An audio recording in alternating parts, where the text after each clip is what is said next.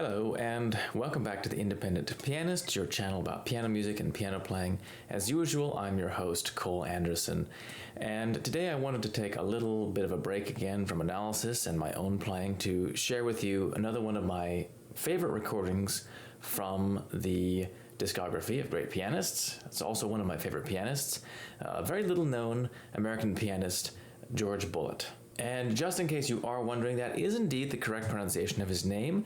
Although he was born in Havana, Cuba, he spent most of his life in the United States, and he always used the anglicized pronunciation of his name. And doing a video like this really takes me back to my doctorate days.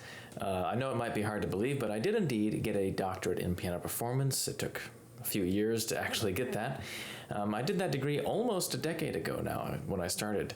I think in 2014, and one of the things I did as a requirement for that degree was to teach class piano.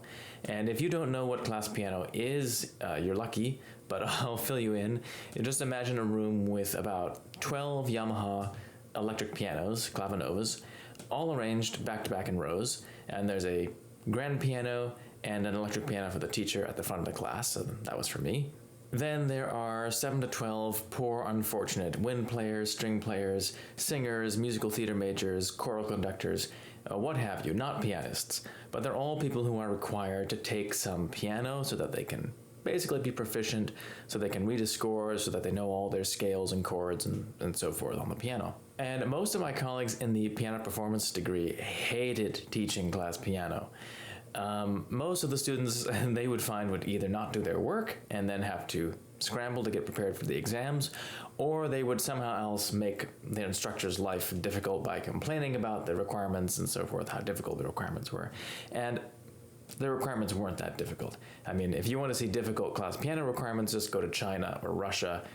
They really know how to do it there. Of course, it's understandable, it's kind of intimidating when you're a non-piano player and you're expected to actually learn a piece of music to play and play scales and stuff like that. But it was by no means too unfair given the amount of time that we had to do it. And of course, you'd get maybe a quarter of the students who would really be on top of things and would ace the exams.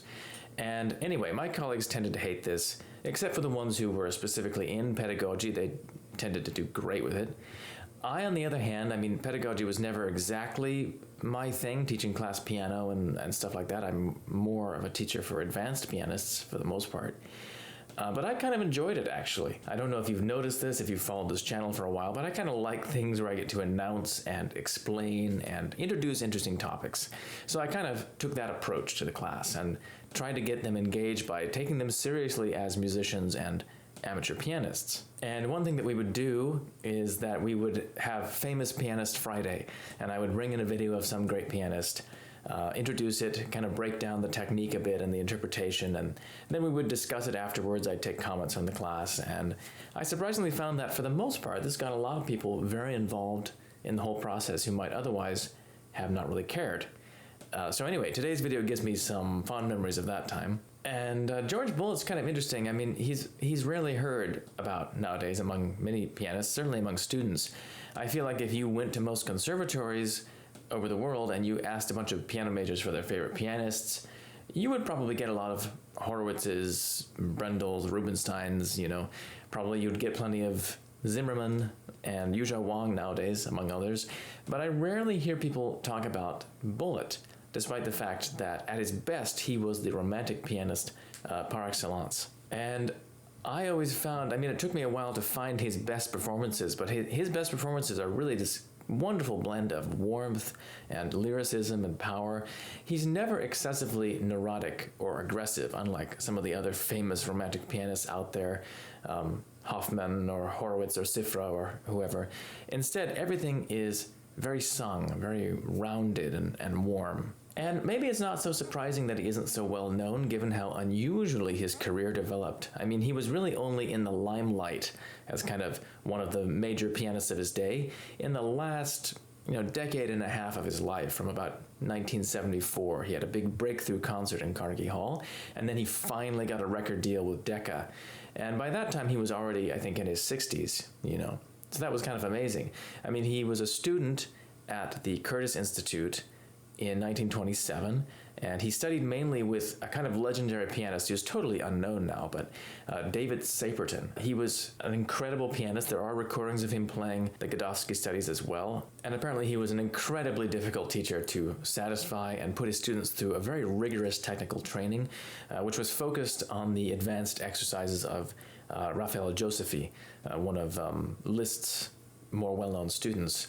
And it was interesting to me to learn that while Bolet was a student there, Arthur Rubinstein actually visited Curtis, and he met and heard the class, and he predicted that Bolet, out of everyone, would probably have a very bright future in front of him as a pianist. And indeed he did, but it took him quite a while to fully realize it. I think it's kind of an unfortunate mix of his personality and his approach to music making. He made some success in Europe and the States before World War II, and in Europe also after World War II to a certain extent. But you know, he was kind of a shy, very serious person in his demeanor on stage and off. And he had this, of course, very romantic, highly romantic style of performance. And his choice of repertoire was also kind of unfortunate for the time. You know, he was playing Godowski paraphrases and Liszt transcriptions and things like that, which at that time, particularly after World War II, it became kind of artistic suicide to program things like that. You were expected to just focus on music that was written originally for the piano. People, you know, the critics were becoming very much purists about that at that time. It was the era of the Urtext edition. The textual fidelity was the word of the day. There was a strong reaction against artists who played in what was considered to be an old-fashioned kind of romantic manner. Probably not an accident that this coincided with the aftermath of World War II. People were kind of shaken, and they kind of found refuge in this more cold, clinical approach, in my view, to music. And even famous artists like Horowitz, for example, suffered a great deal at the hands of critics for playing in exactly the same way as they always had, and in a way that had garnered praise before. But for someone like Bolet, who was, you know, just trying to get started, it was very difficult in that atmosphere to really make a lasting impression. And then also his career was interrupted by the war. He was in the armed forces during World War II, so it was really unfortunate. And it wasn't really until that Carnegie Hall concert in the 70s, like that I mentioned, and he finally got a record deal with Decca, that he really got the attention that he deserved, and that was just in the last decade of his life. So there's many recordings I could pick from Bolet's special discography. I mean, there's a wonderful recording of the Schumann-Liszt Widmung and many other things, but this one's always been a special one for me. I think it's an amazing recording for a couple of reasons.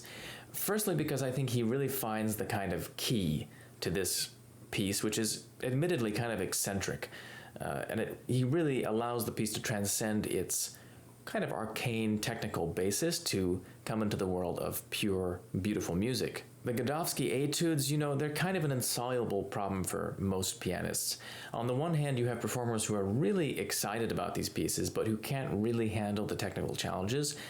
They still try to play them, of course, and it doesn't do the music justice. On the other hand, you have people who can play them, in fact, can play them so well that it kind of turns into a bizarre kind of tightrope act. And the kind of intense musical thought that went into these pieces is kind of lost in the flurry of notes, because some people can just play these things so fast and so easily, and you really just lose the complexity of them in those kind of performances. Godowski was a very serious musician, and he approached his task of kind of codifying the technique for the piano that was opened up by Chopin in a very serious way. The basic idea of the studies is simple. Chopin's studies are perfect from a technical standpoint and a musical standpoint. However, they put the majority of the technical challenge in the right hand. So Godowski was interested in evening this out, and so he had a couple of ways of doing that. First of all, maybe most importantly, he wrote ingenious pieces for the left hand alone, in which all the material from the original studies is transferred into the left hand. And this is not as difficult as you might think, because the left hand is actually much more naturally well-suited to piano playing. Partly because the thumb, the heavier finger, is higher, so it naturally, chords are easier to voice towards the top than with the right hand, where you have to use your pinky finger, which is a little weaker, a little smaller. But anyway, beyond that, he also wrote studies for two hands in which the original study is transferred to the left hand, and then the right hand has a new kind of polyphonic counterpoint to what's going on in the left hand. And these are sometimes astonishingly beautiful. And I'll open myself up to criticism here from people who love these etudes. I don't think that they're all equally inspired from a practical standpoint. You know, some of them are very hard, really impossible to make to sound great in performance. Even though their conception is always really brilliant from the standpoint of kind of pure musical thought, when you put them in a practical place in performance, they don't always end up sounding all that ingratiating, even if they're played by a great pianist like Hamelin or one of those kind of super virtuosi. However, there's a few of them, like this particular etude, which are just so incredibly beautiful. I think they are almost on a level with the original etude in their own way. You know, from my point of view, it's kind of like a subtle updating of the musical idiom. It's kind of like Godowski is showing us what would this etude, you know, the ideas here, what would they have sounded like if Richard Strauss had thought of them first and not Chopin? It's kind of a different world, a totally different world, but still very beautiful and still very respectful to the source material. So back to Bolet's performance, it's very daring actually. You know, what he does here, he plays at a much slower tempo than even Godowski indicates.